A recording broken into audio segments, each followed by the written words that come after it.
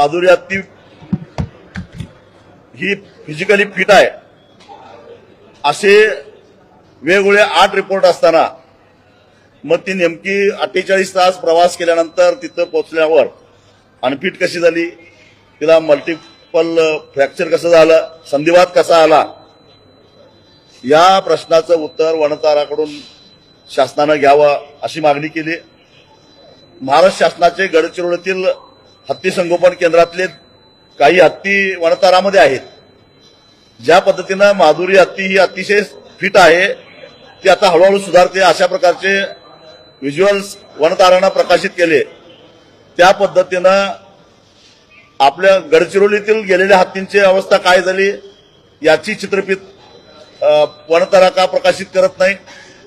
2023 साली विट्याचा एक हत्ती वनतारामध्ये गेलेला आहे, त्या हत्तीचे व्हिज्युअल्स का येत नाहीत, त्याची बातमी का बाहेर येत नाही, असे अनेक प्रश्न आम्ही विचारले। एकूणच वनतारा आणि पेटा हे दोन्ही संशयाच्या भोवऱ्यात आहेत।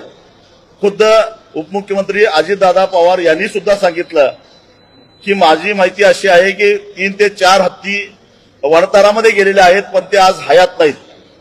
मग याचं कधीतरी याची माहिती घ्यावी लागेल।